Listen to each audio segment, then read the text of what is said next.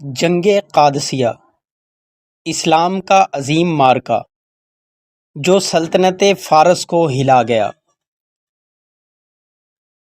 تاریخ کے اوراق پر کچھ ایسے دن رقم ہوتے ہیں جو نسلوں کی تقدیر بدل دیتے ہیں۔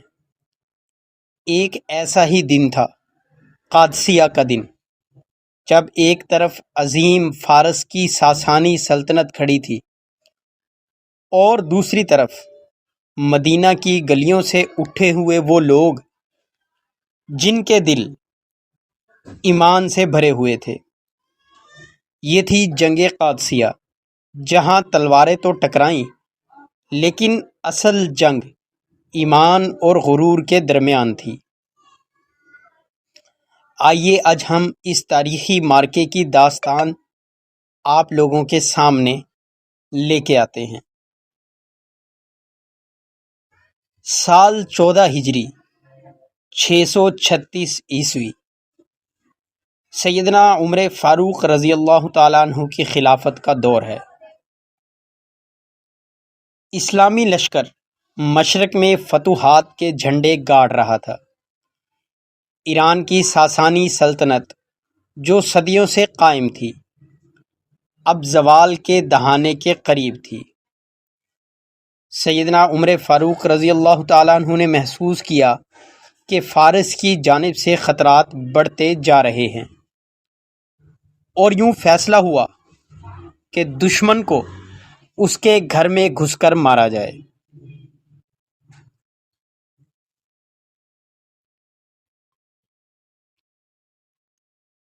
سپہ سالار حضرت سعد بن ابی وقاص، مسلمان لشکر کی تعداد 30,000 مجاہدین۔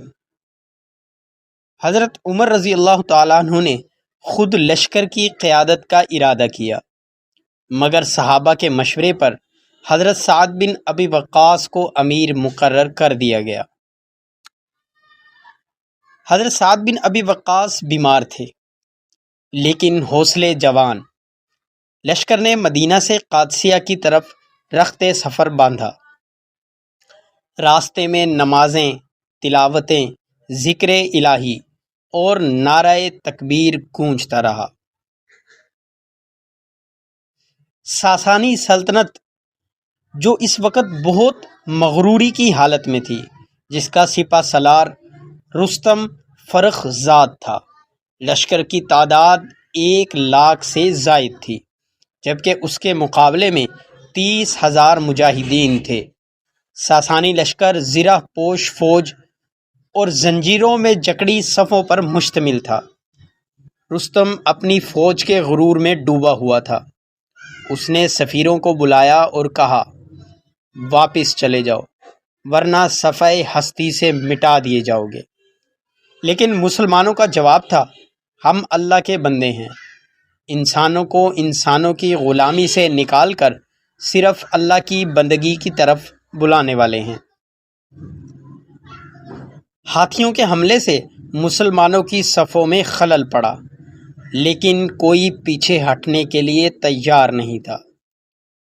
حضرت سعد بن ابی وقاص رضی اللہ تعالیٰ عنہ نے خیمے سے ہی قیادت کی۔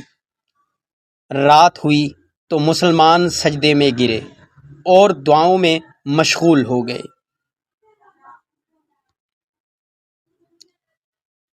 حضرت قیقاع رضی اللہ تعالیٰ عنہ کا لشکر قادسیہ پہنچا۔ انہوں نے جنگ میں شرکت کی اور ان کے ساتھ آئے مجاہدین نے ہاتھیوں پر تیر برسائے اور ان کی آنکھیں نشانہ بنائی گئیں۔ اس حملے سے ہادی بدک گئے اور فارس کا غرور ہلنے لگا۔ یہ دن جنگ کا ٹرننگ پوائنٹ تھا۔ مسلمان یکے بعد دیگرے حملے کرتے رہے۔ دشمن گھبرا گیا۔ رستم نے رات کو اپنے خیمے میں مشورہ کیا کہ اگر کل بھی ایسا ہی ہوا تو ہم تو ختم ہو جائیں گے۔ لڑائی کا چوتھا دن جاری تھا کہ اللہ کی طرف سے آندھی اور طوفان کی صورت میں مدد آ پہنچی۔ اللہ کی مدد آئی۔ زبردست طوفان نے فارسی خیمے اڑا دیے۔ رستم دریا کی طرف بھاگا، لیکن حضرت بلال رضی اللہ تعالیٰ عنہ نے اسے جا لیا اور رستم کو دجلہ میں غرق کر دیا۔ فارسی فوج حواس باختہ ہو چکی تھی اور ساتھ ہی بھاگنے لگی۔ قادسیہ کی فتح دراصل ایک عہد کی فتح تھی۔ سجدے، آنسو، دعائیں، ہر طرف ایک روحانی کیفیت تھی۔ خبر مدینہ منورہ پہنچی تو سیدنا عمر فاروق رضی اللہ تعالیٰ عنہ رو پڑے اور فرمایا، اللہ نے حق کو غالب کیا۔ اس فتح کے بعد فارس کا زوال شروع ہوا، ایران میں اسلام کی ابتدا ہوئی۔ قادسیہ نے نہ صرف فارس کو جھکایا بلکہ اسلام کی روشنی ایران تک پہنچا دی۔ لوگوں نے انصاف، اخوت اور توحید کا پیغام سنا۔ یہ اسلام کی ایک عظیم کامیابی تھی۔ دوستو، جنگیں صرف میدانوں میں نہیں جیتی جاتی، وہ دلوں میں بھی جیتی جاتی ہیں۔ قادسیہ کے سپاہی اگرچہ تعداد میں کم تھے، لیکن ان کے دل ایمان سے بڑے تھے۔ رستم کا غرور مٹی میں مل گیا اور اسلام سر بلند ہو گیا۔ دوستو، اگر آپ کو ہماری یہ ویڈیو پسند آئی ہو تو لائک اور سبسکرائب ضرور کریں، اور کمنٹ باکس میں بتائیں کہ اگلی ویڈیو آپ کس اسلامی معرکے پر دیکھنا چاہتے ہیں۔